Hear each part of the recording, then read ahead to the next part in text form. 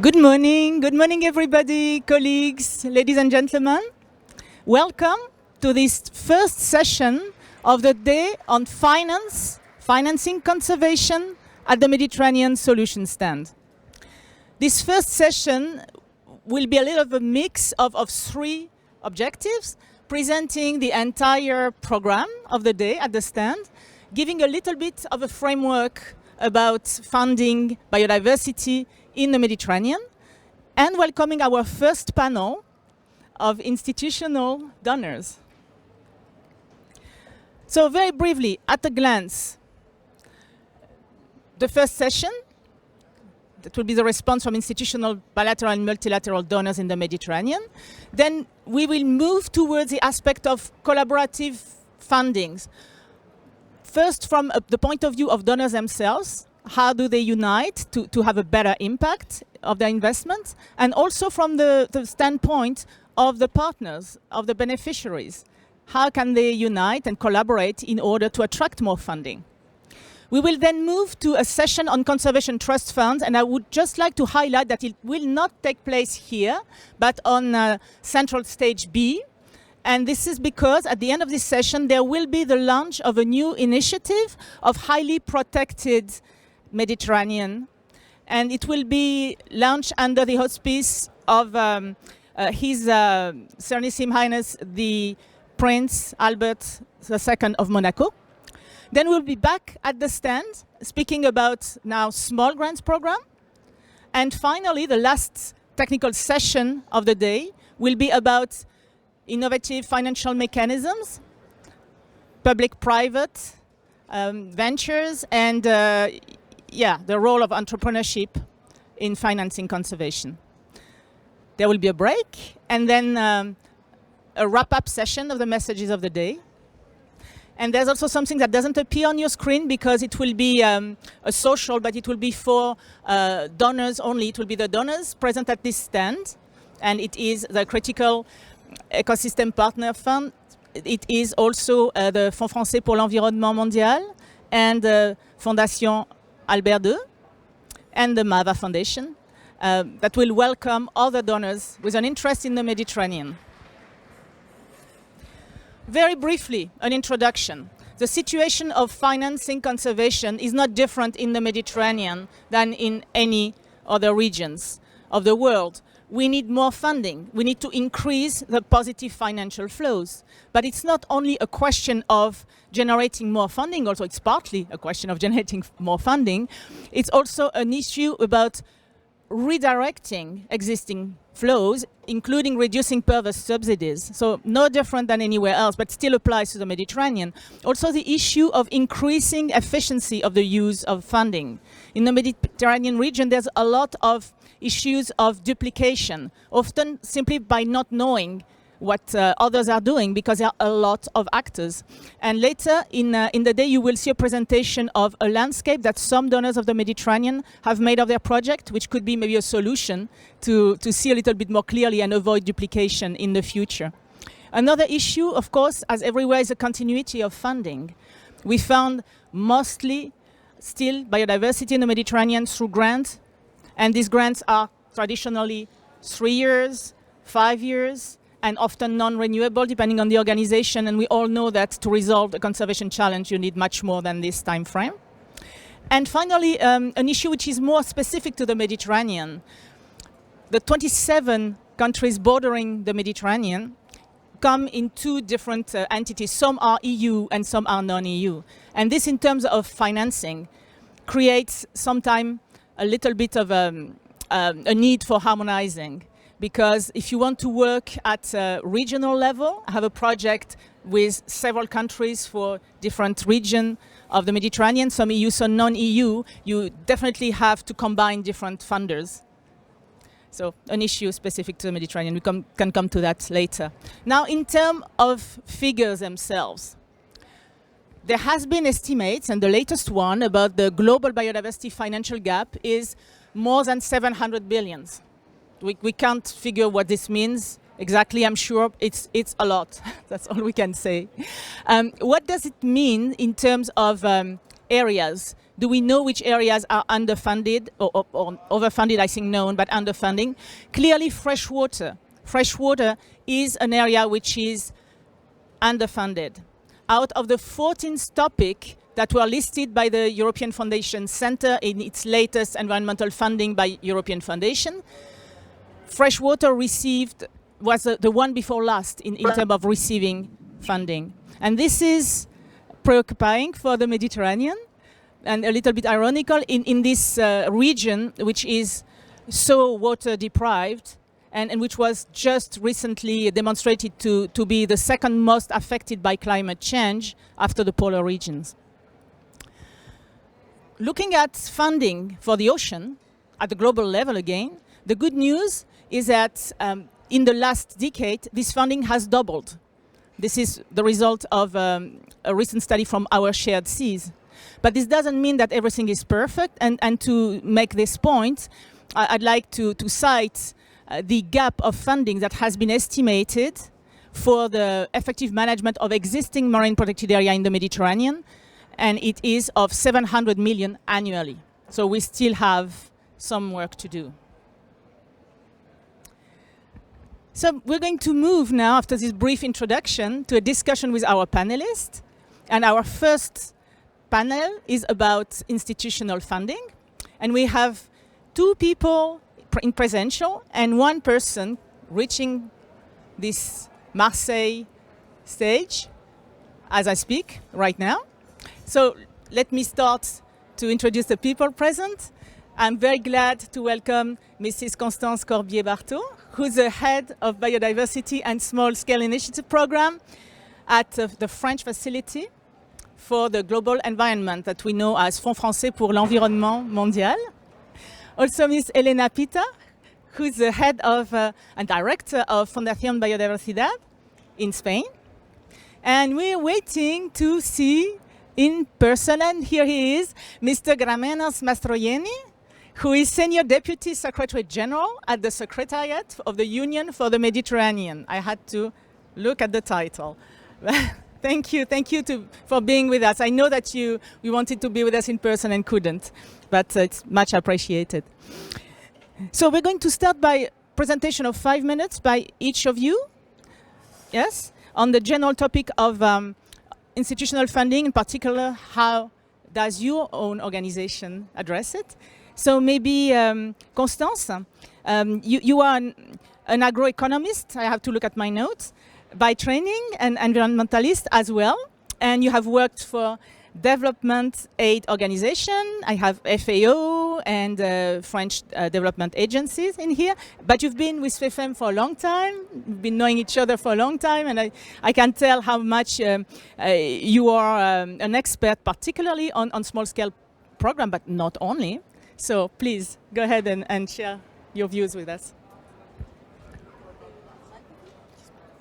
Thank you. Hello. That's all.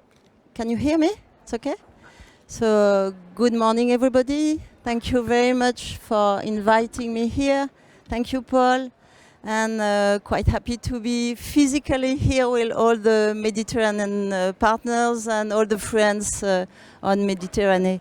So, a few words on FFEM, but I will not spend too much time to explain what is this funny bird. It's a national French fund. We have, I don't know, I can't speak maybe in French if a lot of people there understand French. Do you prefer English, as you want? French? French is better?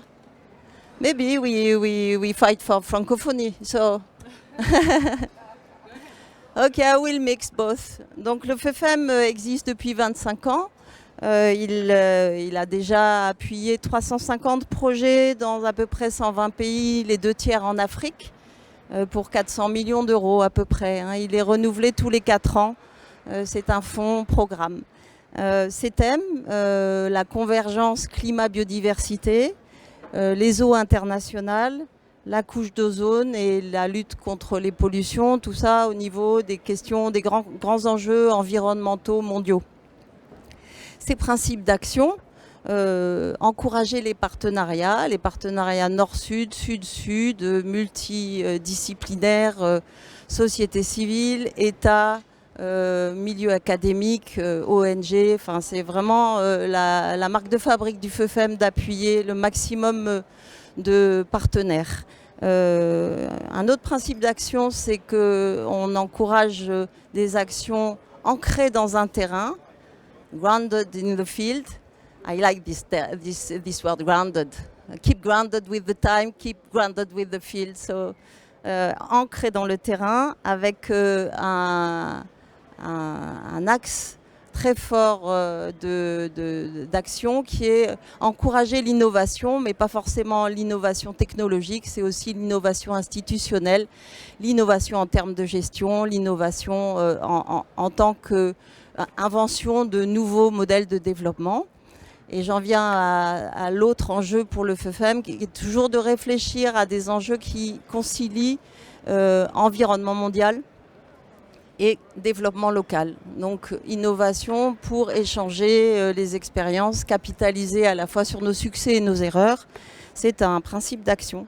Et un dernier principe d'action, tout ça parce qu'on va le retrouver en Méditerranée, c'est d'encourager tout ce qui est gouvernance partagée, transparence, mais aussi modalité de gestion des espaces protégés, co-gestion, toutes choses qu'on retrouve bien sûr dans tout ce que fait le FFEM depuis longtemps en Méditerranée. Alors pour répondre à la question sur comment est-ce que le FFEM peut essayer de réfléchir et contribuer à combler ce gap de financement qui est impressionnant. Alors moi les chiffres ça me fait toujours un peu peur parce que dès qu'il y a beaucoup de zéros je suis un petit peu perdu, quoi. Je ne sais pas si en rajoutant 3 zéros, c'est comme un bon vin, quand il est bon, on ne sait pas s'il fait 100 ou 300 euros, il est bon, quoi. Alors là, le chiffre, il est vraiment impressionnant, mais de toute façon, même s'il y avait 10 millions de gaps, ça serait déjà à combattre et ça serait déjà quelque chose qui nécessite de nous mobiliser.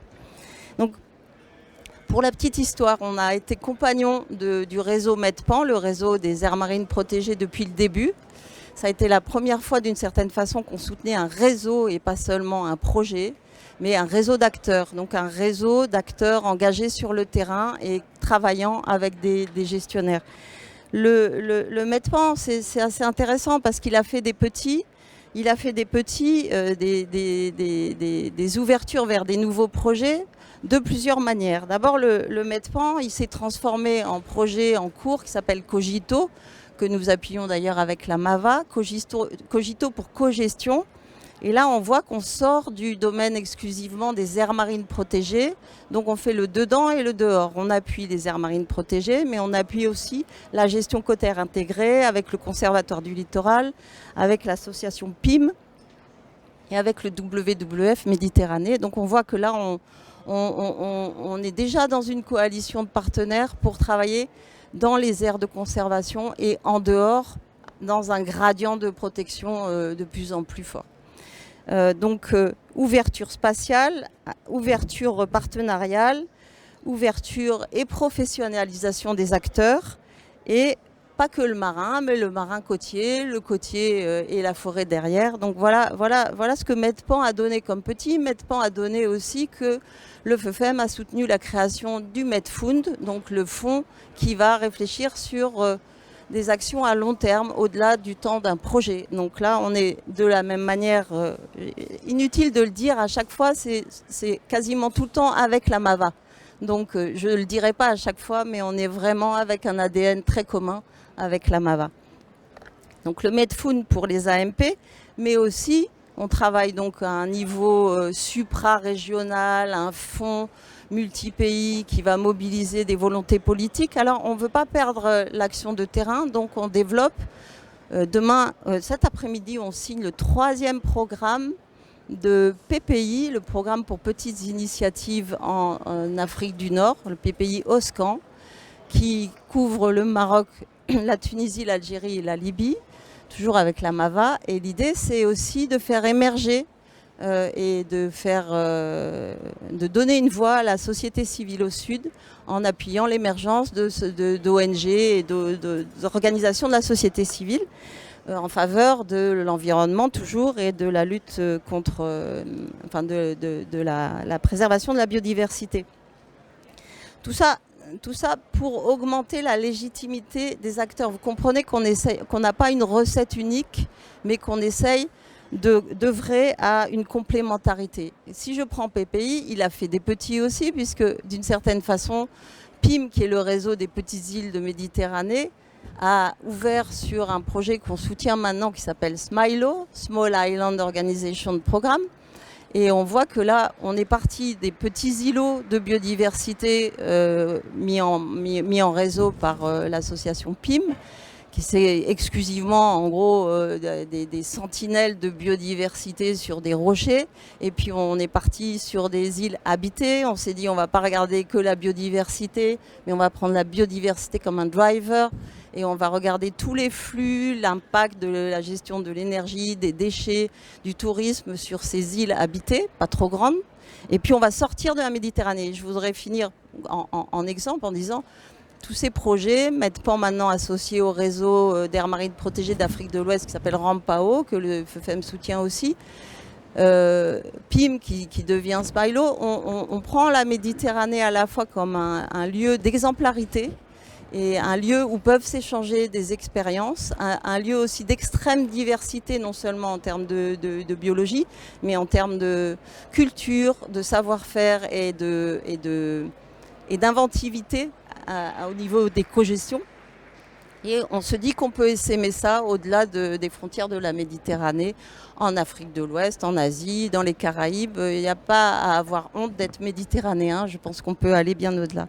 Donc en conclusion, je voudrais souligner de nouveau de jouer les complémentarités à la fois d'outils financiers, les complémentarités d'acteurs, les complémentarités d'approche, que ce soit sur un pays donné, sur un site donné ou à un niveau régional, d'ouvrir à d'autres acteurs et pas seulement prêcher les convaincus, pas seulement les conservationnistes, essayer d'ouvrir au secteur privé, aux croisiéristes, à tous ceux qui ont un impact sur la biodiversité, essayer de faire une démarche de progrès avec ces gens-là et souligner encore l'impact démultiplié sur la biodiversité et sur tous les enjeux environnementaux qu'on peut avoir quand on est ensemble.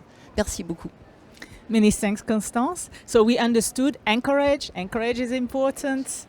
We understood also that innovation is something that's a trademark of your organization, as well as things, for example, in shared governance is something that FFEM is really attached to.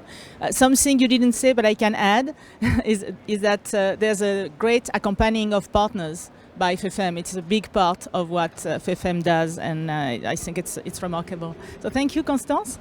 Let's move to our next panelist, and it is Elena.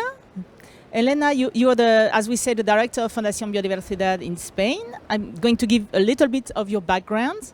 You also started with agronomy, so you two have something in common. But then you worked on cooperation issues, particularly those linked to environment, with AECID, the Spanish cooperation agency, and the European Union. And you have been working also with the Ministry of Environment on aspects more linked to sustainable development with the Spanish office, and working also on climate change issues. So could you please share your view? Thank you very much. And thank you for the invitation. I am very happy to be here. I would like to start by saying that Fundación Biodiversidad, it is a public sector foundation, so we are part of the Ministry of Ecological Transition and Demographic Challenge. It gives us a particular role as somehow part of the administration, but somehow an independent foundation, which can be very useful in order to establish different relationship with many stakeholders. I think the idea that defines us is somehow that we try to articulate different sources of funding on different types of instruments in order to achieve our strategic goals. In fact, as a part of the ministry, we receive funding from the government of Spain, but we also mobilize funding from the European Union with different objectives. So we receive funding from the LIFE projects, for instance, from the from the European Social Fund, and also from the Maritime and Fisheries European Fund. And this allows us to reach different types of beneficiaries. I think this idea, which links to the complementarity that Constance has just mentioned, is like is a key issue on the way that the foundation tries to achieve its goals. For instance, we are very committed to the ocean protection in order to, and we have been working for more than 10 years in order to achieve the 10% of MPAs by 2020, and now the 30% by 2030. And for that, we have coordinated a LIFE project. We have also made call for proposals in the framework of this European Fund for Maritime and Fisheries. And also we have tried to work with the blue economy and to develop blue jobs using as an instrument the European Social Fund. That has really allowed us to act like a conductor and to develop a space of collaboration between different actors, including science, including regional governments, including civil society, including also, of course, other agencies from our government. The other idea that I would like to share with you is the idea or the role of the foundation, not only as a manager of funding, but also as an agent for transformation. I think in the framework of the 3 crises that we need to tackle now, not only climate change, not only loss of biodiversity, but also this sanitary crisis that has an impact on an important social and economic impact, the role of our agencies has to really move to a more transformative, to a larger implication in the results we want to achieve. And we have tried to translate these ideas into our contribution to the Spanish post-COVID recovery plan. For this, we are now designing new calls for proposals where we really try to design tools to achieve these transformational changes. And we have identified four priorities. For us, it is important not only to integrate biodiversity in all the sectors, but also in all the types of territories. And we are starting to work not only in maritime and terrestrial ecosystems, but also in urban environments. And to that end, we are developing, and we hope it will be very soon published, a new call for proposal that tries to address this issue of how nature can be really play an important role for the quality of life and the health of people in cities, as well as to increase resilience. So the activities that we would like to fund under this call for proposals are related to nature-based solutions in urban environments. We would also like to work to strengthen the role of nature in developing the economic recovery. And for that, we are developing a call for proposal that is addressing bioeconomy and the generation of knowledge on all these aspects.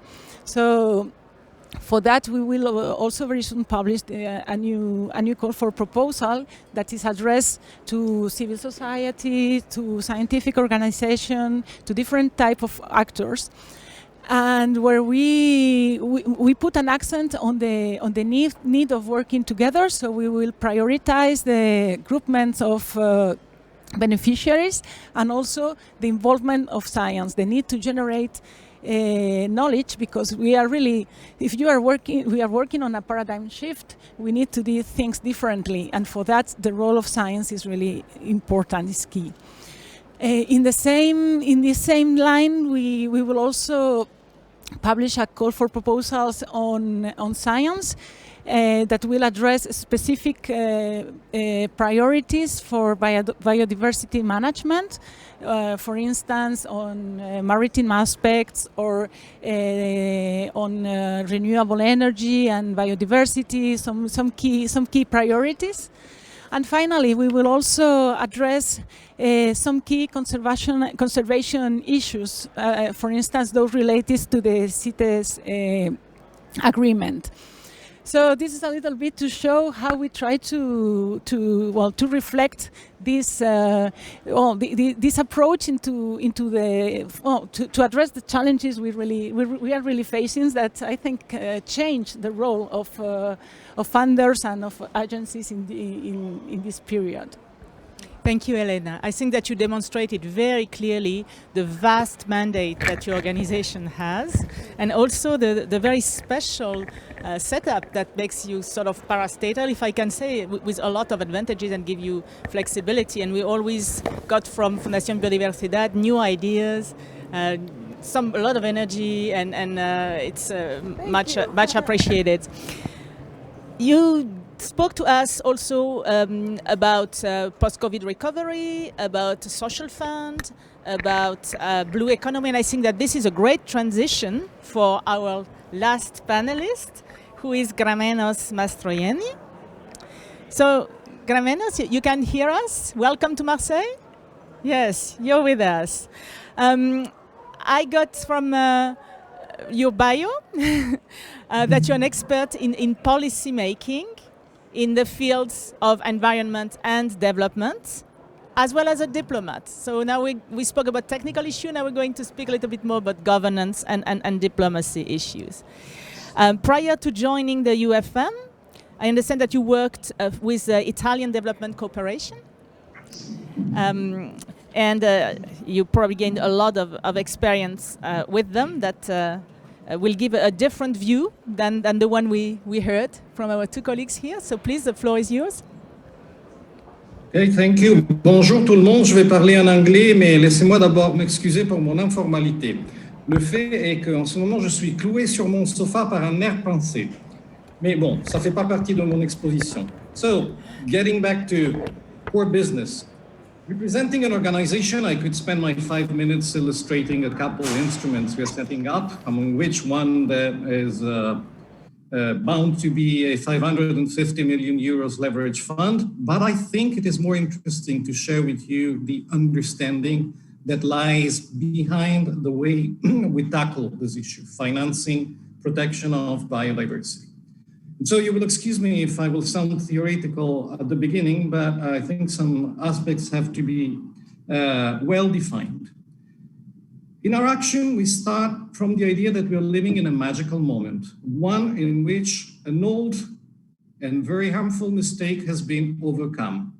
We have finally understood that the same behaviors that are destroying the richness of life in our planet, and especially around the Mediterranean, are also the same behaviors that are bringing lack of justice, that are compressing human rights, that are attacking peace, and also making our economies fragile. What does it mean operationally? It means that this link, which is kind of counterintuitive, has been understood by the private world. So remedies now can magically be found much more in the private sector than only relying on public funding, and that the two aspects can be put together. But let me explain better. All this disaster that we have created around us, that includes lack of justice, migrations, and these things, basically come from our habits of tackling each one his own sector only within the view of its own sector. But as human beings inhabiting this planet, we should reach a balance. It is essential, a balance among various sectors that are very numerous, but we can synthesize into a balance among 4 sectors, which is development, environment, human rights, and peace. So far, not only we did not link those values, but we considered that they were in a relationship of trade-off. In other words, that you could only reach gains in one sector to the detriment of other sectors. And among those four, we elected one as being more important than the others, and that is development. In the name of development, we were ready to sacrifice nature, peace, human rights, and all this kind of things. But if we put those four aspects into a dynamic relationship, we understand that all this is strictly not true. There is no trade-off. There is actually a synergy. Let me just give a punctual example. Let us imagine an environmental event like a drought. From the point of view of human beings, it doesn't stay on the environmental. It immediately transforms into an economic development event because there will be a failed harvest. If this happens in a rich country, normally the leap stops there because there are safety nets that allow it not to go further. But if it happens in a poor country, then the series of repercussions goes further, especially where a failed harvest makes a difference between sending or not sending your children to school. An environmental event that transformed into a development event easily transforms into a human rights problem. But take an individual, a family that is being submitted to insecurity about its future and compression of basic rights, and you have the recipe of migrations and conflicts because these people have to find a way out. And we all know that there is one sector that rushes to rescue desperate people, and it's not the Red Cross, it's not UNHCR, it's criminality. Criminality and illegality rush towards those who are in real need. So there is obviously this synergy in negative terms, and this is what is happening to our planet, but this synergy, there's no trade-off, works also in positive terms. It means that we have to stop thinking that to protect biodiversity, we have to conceive it as a sacrifice for economy. We are understanding, on the other hand, that protecting biodiversity is the mainstream for a new, strong, fairer economy. And it works through something that I will explain a little bit better in 1 minute. There is a growing preference by consumers for ecosystem services instead of artificial surrogates. In other words, when we tackle the environmental problem, we have two mindsets, and it also belongs to two groups that are there at UCN World Congress. Some people instinctively rely on the artificial remedy. There is drought, let us use our fantastic technology to drill 500 meters below ground. Some of the people would say there is drought, let us protect the forests that allow us to capture and maintain water. This is policy, but when it comes to people preference, what is happening is now that every product that represents an ecosystem services, which was expelled from our consumer behaviors because artificial surrogates are more handy, is now being revalued. Why? Because the surrogates are more handy, but they do not reach the quality of ecosystem services. It seems so abstract. Let me just give you an example. A very hot day, you want some fresh air, you decide to get into a mall, a commercial center, and you get air conditioning. Air conditioning really gives you the services of fresher air, but together with it, it gives you a lot of weird and uncomfortable sensations. You start sneezing and you feel that the humidity is not the right one. Same hot day, you go beneath a couple of trees and you have exactly the kind of temperature that your body needs because we have co-evolved with our system. Now, consumers are understanding this. They are understanding that everything that comes in terms of product with all the richness of biodiversity that builds it is worth paying more. And this is growingly the market. What does it mean? It means that companies are starting to concentrate on new markets, new value chains, new economies that are based on biodiversity and ecosystem recovery. And finance, which is normally very smart, is following very, very quickly. With one, and I will finish here, with one added advantage, that is that an economy which produces artificial surrogates, it is the kind of economy that might make us produce a lot of rubbish, a lot of emissions, is also an unfair economy because it's based on scale economies. An economy that seeks the specific value of every product that tells the story of its territory is structurally a fair economy, because biodiversity is structurally distributed on our planet in a fair way. And it means that through the aim of protecting biodiversity, if we get the market on board, we will actually also solve the worst problem of the Mediterranean, which is asymmetry. The Mediterranean is a place where 90% of commerce happens between North Shore states, 9% between the North and the South, and only 1% among South Shore states. Through recovering the richness of our biodiversity for public political reasons, but also following this new consumer drive, we will not only protect nature, but we will also build peace. The only one thing that we never managed to reach in the Mediterranean. Thank you so much. Thank you so much, Grammenos.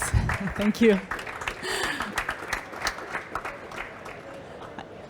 I think everybody appreciated the link you made between the healthy and prosperous Earth, and also that you highlighted the change of mentality in individuals that we're observing at the moment, and how we can build on it towards a change of paradigm. So thank you so much for this. I was expecting more of an economic approach, and we got a philosophic approach. Thank you. It's very refreshing. And the way it's to philosophic, but it's operational. It's the way course. we devise our instruments. Absolutely, absolutely. Thank you. Let's move to the second part of this session, which is a few questions that I'll ask to our panelists. I have one, which is the same one for the three of you first, and then I concocted one for each of you after that. So the general one, the first one, is following up on the presentation of the gaps that I very briefly did at the beginning of this session. And I would like to hear from you what you think are the more significant gaps of funding in conservation in the Mediterranean, and why, and also how an institutional donor is best placed to address them. What is really the unique niche and role of institutional donors to address this gap, and what are these gaps that are most significant for you?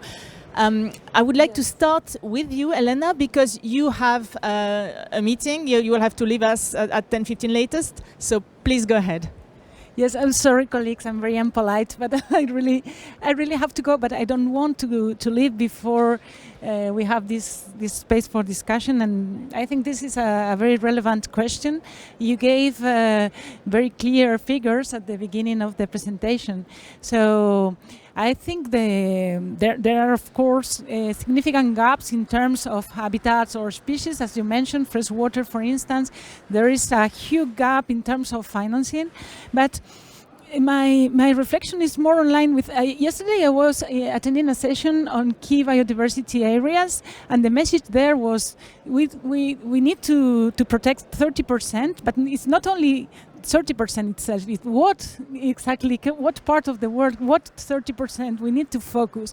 And I think this message is also can be translated into financing. Of course, there is a gap, and we have a role to play. But it's not only a matter of quantity, but it's also a matter of how we deliver, where we prioritize, and how we really choose the strategic issues where we can build, because if we are to deliver, to make a real paradigm shift, we really have to set the basis for this transformation. And I agree very much with the previous speakers on the approach to this cultural change that must happen. So I see us as funders, not only as managers or providers of instruments, but also we need to really foster this transformational change, and for that we also need to build the narrative, to help build the narrative and to make our interventions or to really matter.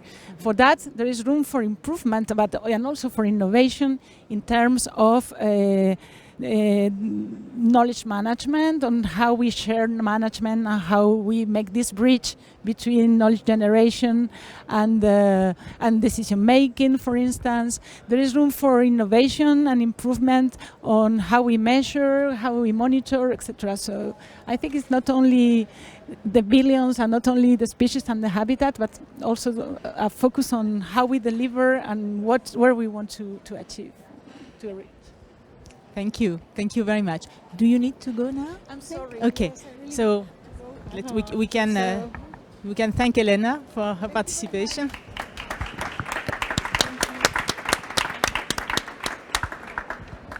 Then Constance, I will ask you to follow up on the same subject, please. I feel alone. Somebody? Wait, Please. I'm coming. Please come. Okay, yeah. Whoops, but I'm attached to something. Hold on. I'm attached to this. Okay, with you. Okay. Your question is very difficult to answer because you can take it in from several sides. You can look at where is the gap, the main gap. Is it freshwaters? As you said, there is underfunding for freshwaters in Mediterranean. In that case, do we put all our money on freshwaters in priority? Or is it core zone area in marine protected area? Because I think we have to increase that, so we need more money to make sure that you have no take zone more and more in the Mediterranean. But I fully support what Elena was saying, that the main important thing is to think how to draw more money and to channel more money for biodiversity conservation in Mediterranean. And for this, we have to keep a long-term approach, not only through trust funds, but staying there, looking at young people, young leadership, so capacity building, of course, professionalization, and trying to build a permanent force vive. I don't know how you say that in English, but you need a pool of people very committed, and hopefully the youngest in the boat, and not only the old one always giving the same speech. Mm-hmm. We have also to increase the political will in Mediterranean. Too often, the conservation is done by non-governmental institutions or organizations. Nevertheless, the governments have to play their role and also draw more public resources on Mediterranean conservation challenges. And for this, we as donors, we can play a kind of facilitator role, trying to draw all the people around the same table, including the authorities, the public authorities. And we have to increase this political will around the Mediterranean. We have also to fish other actors, to fish private sector. Elena was saying we have to increase the mainstreaming of biodiversity as a driver for social and economic development. Look at all the money you may have if you just ask, I don't know, the cruisers and the big ships to put €1 every time you have somebody on a boat, because they are polluting a lot. They have an increasing fleet, so we have to involve them. And this Congress should invite a lot of this kind of people who are not at all convinced that they have to play a role and to pay for what is representing their means of earning money. I mean, a nice sea with nice landscape and healthy ecosystem. So tourism is another way to draw a coalition of actors towards sustainable development. This is what at least FFM will try to support, coalition of actors and innovation, always innovation in the partnerships. Thank you. Yeah. So I understand from you that we need to prioritize. Gap is not a simple figure. We need to see some gaps are more important than others. We need to choose, and also we need to come up with innovative ideas and include some stakeholders that are not generally part of conservation funding. Let's see, Grammenos, what is your view on this subject? D'abord, je suis revenu au sofa où mon dos ne hurle pas. Ah. So, excellent. Let's see if we can have you on the screen, maybe. But you can maybe start talking. Can you see me?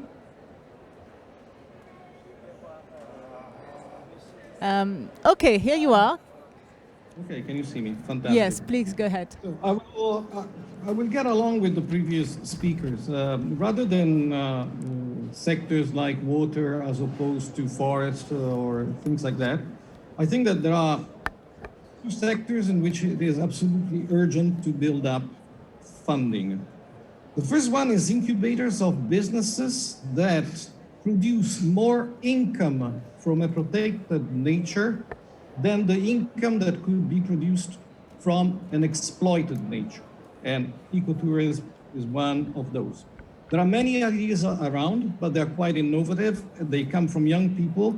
So we really need to provide funding, but also provide context, incubators, accompanying legislation. And this requires money. It's not direct funding to the action, but it's the funding which is absolutely necessary. And then there is another field in which we really require a lot of effort in funding and more, which is knowledge sharing beyond the negotiation idea of technology transfer. If you take climate negotiations, technology transfer, loss and damage are the very delicate points, etc. But let us think about the Mediterranean.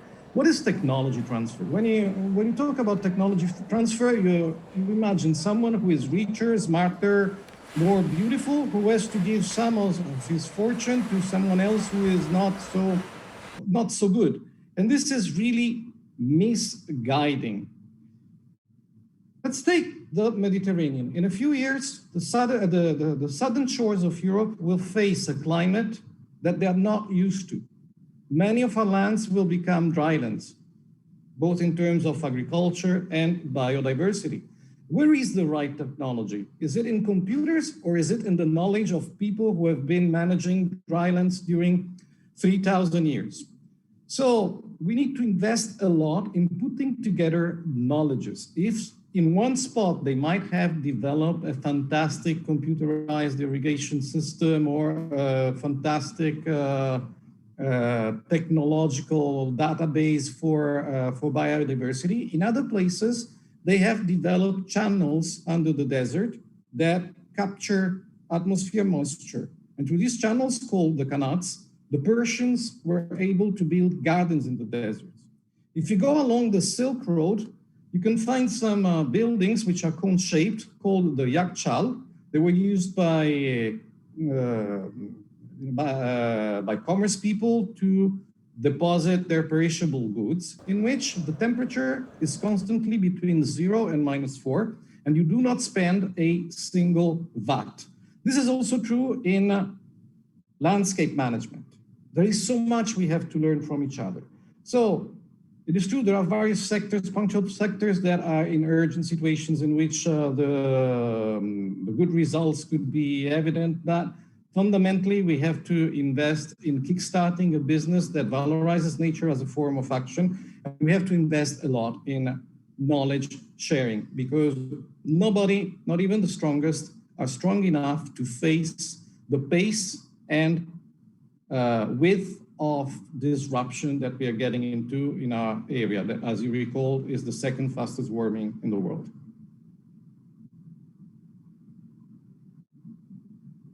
With you, I think.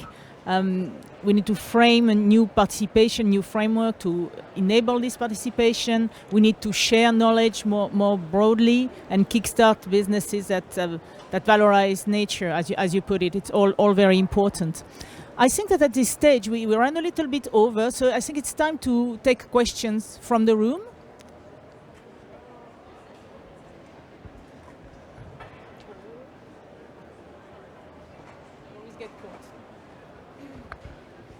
Thank you very much all for your presentations, very interesting. You all highlighted the need for knowledge sharing and building knowledge, and also the importance of knowledge from actual grounded knowledge and landscape management. My question is, do you have any recommendations of how the university and academic sector could do this more efficiently in the future?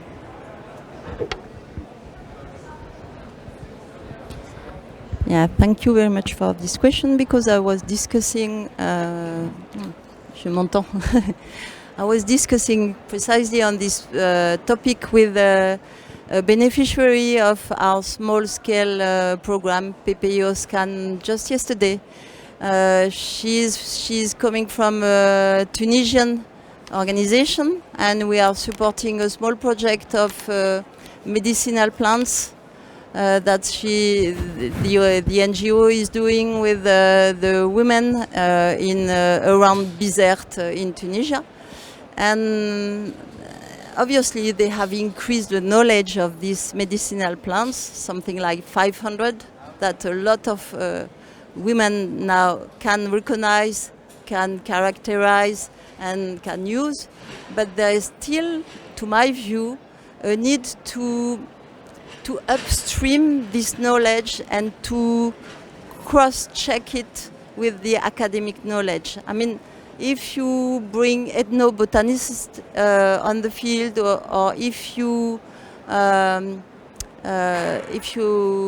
work together with these women, maybe they will not be of high level, of high scientific language, but they will have a local traditional knowledge of what is this plant used for, how do you process it, and what is the way to take care of it. And I think, although I am fully convinced that it's at the local level that we can have the more impact on the conservation, there is a need to have international scientific acknowledgement of what is done on the ground, because you will help to save time. The curve of learning will maybe be shortened, and synergies could definitely be there. But you from the academic world, you have to go on the ground and go with the women and try to, vulgariser the way you are working. But I think that, and I was just quoting ethnobotanist need, but you can expand to a number of other disciplinaries. Thank you, Constance. Would you like to add something on this topic, Grammenos? Yes, since I've been so abstract, let me be concrete. I'll give you an example of what we do for that. We are now pairing with the Euro-Mediterranean University of Fez in Morocco to build a climate change capacity building hub, which is also conceived explicitly as a knowledge clearing chamber. How will it work? There is a lot of knowledge about biodiversity, climate, and things like that, but it tends to stay within specialized audiences or the academia. We want to build a place there where there is not only teaching, but also exchange of knowledge for real-world people. A place where farmers will have their courses and discussions, small communities administrators, architects, and so on. We think that bringing people together in a place where academia can say its own word, but has to pay attention to feedback from real-world people, is the best and fastest solution. And we are setting it up. Thank you.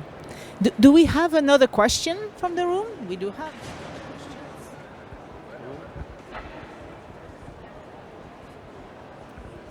Yes, thank you. So my question goes to the donor side and the interaction with different stakeholders. And you mentioned earlier, I'm not sure if Paul or you, about the engagement with authorities at different levels. So when it comes to the authorities linked to the environment that are focusing on environmental aspects, there is, to our understanding, a lack of empowerment. So they don't feel empowered when they are negotiating with sectors. Knowing that ecosystem conservation needs to go broader, so it's really a transboundary issues, and there are relations between administrative boundaries that need to happen at different levels. Normally this is taken by diplomacy, where normally no environmental actors are. So are the donors working on a mechanism that empowers environmental authorities to be engaged or guiding diplomacy across states when it comes to conservation? I think it's an important aspect. Thank you for your question. Yeah, have you heard about environmental diplomacy? So I give you a concrete example, not in Mediterranean, but in Guatemala and Belize, where we are supporting the MARFUN, which is a kind of MedFund, but very well structured a regional trust fund for marine protected area. So through this entity, which is an environmental private entity, we are working on a transboundary coral reef between Belize and Guatemala, and both governments were not very, well, they were not discussing, and they were a bit fighting. So it was hopeless to work directly with the two governments. So what they did, and what we supported with them was to support two NGOs working from Belize side and from Guatemala side, but on the same objective, to protect this wonderful transboundary reef.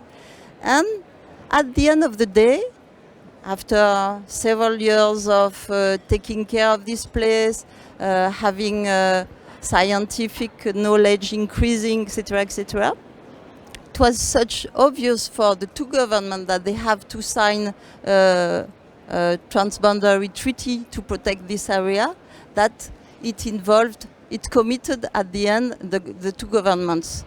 But I fully believe in the environmental diplomacy, and sometimes it can be a tool for peace, as my colleague was saying. Yeah. Would you like to add something, Grammenos? Yeah, this comes exactly to my job. Let me apologize for being an environmental diplomat. I am a diplomat, but I teach sustainability at university, and I talk much more with the ministries of environment than with the Ministry of Foreign Affairs. The difficulty is that all this comprehension that we talked about is very recent, and it's a little bit difficult to digest. Things that might be clear for the in-field environmental communities are not necessarily clear for ministries, and not only foreign affairs ministries. If I tell you that the best thing we are doing to smoothen some issues between Palestine and Israel concerns protection of water, you can understand me. But in the traditional approach of a diplomat, this is something that has to be digested. Now it has been digested. Every foreign ministry has people who understand those links, that make environment part of foreign policy, and the other way around, that makes foreign policy part of the job of environment ministries and environment authorities. I agree with who has spoken before me. I think there are endless cases in which environmental issues are diplomatic issues, because they're not only about protecting nature, but through the protection of nature, through joining forces they build commerce, they build peace, and many other benefits. Thank you, Grammenos. I think that Constance wants to add another example, and I see one more question, and then we'll have to stop because otherwise we will be way overflow. Yeah, no, sorry to take back the microphone, but I was thinking about another way to draw non-environmental ministries in the game. Was coming from Mauritania and the Bacomab Trust Fund, where we made a lot of scientific studies explaining that, in fact, protecting marine areas was had a strong impact on the fisheries resources. It was a kind of guarantee for the future need of the fisheries sector. So, convinced of this fact, kind of, if you want, payment for environmental services, the Ministry of Fisheries agreed to allocate some money coming from the European Mauritanian fisheries agreements, and to give part of this money, not enough to my view, but part of this money to this fund protecting the resources, the marine resources. So it's another way to attract non-environmental authorities. Thank you very much. We have a last question, and we're going to try to answer it briefly. Thank you very much. I think we touched base on a few key aspects, which were capacity building, which was the need of professionally empower the next generation of conservation leaders, maybe, the next generation of conservation businesses. So I think that, I come from Italy, I see also a huge need in terms of capacity building, so providing people with the tool they need to effectively manage then these areas, and in this way provide the ecological, social and economic benefit that they are able to deliver. So my question is, have you thought, we saw a great example from France, from Spain, have you thought of a program that I know also MAVA is really caring about, the leadership training of the next generation of conservation leaders, but also this intergenerational knowledge sharing. Have you thought of a program at the Mediterranean level that actually partially address also your question in what we teach in our university, but how we can make it a practical training for the next generation of managers in order to provide them with the tool they need to effectively manage those areas that will be established, hopefully, if we also aim and manage to achieve the 30 by 30 target in the Mediterranean.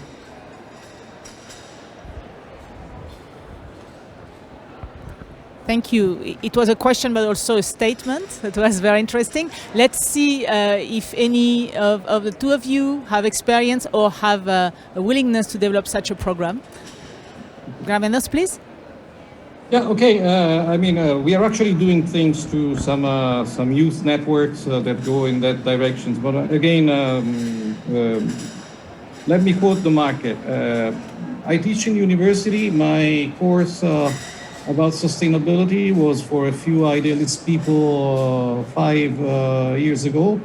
Now it's booming. Why? Because every single sector has interiorized the idea that sustainability is not only necessary, but it's also convenient.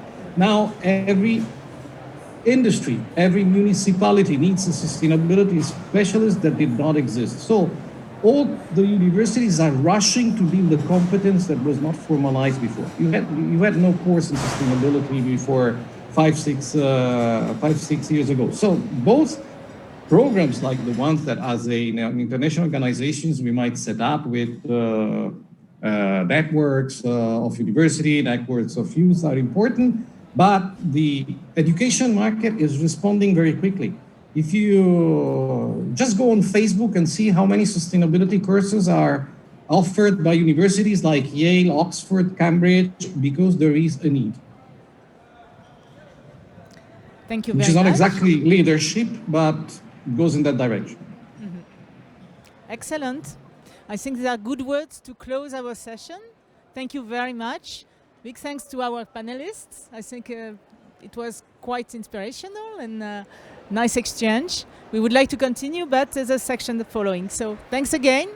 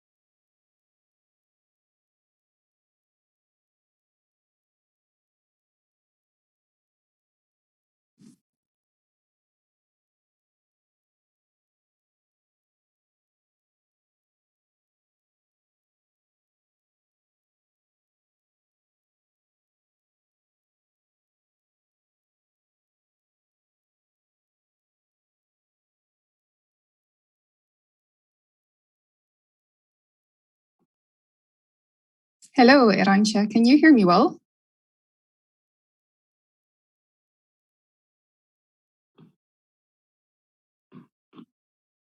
I cannot hear you at the moment.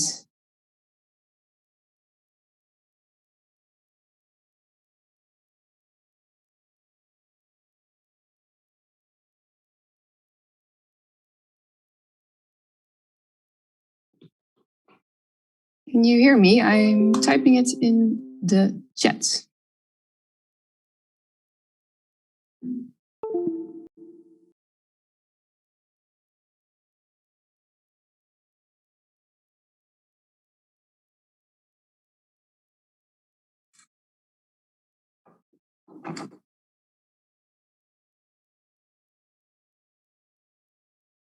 Let me change the lighting for a second. Hi, Carlin. Hello. Elle a dit attendez, je change la lumière, je crois. Oui, elle est en train d'organiser sa caméra.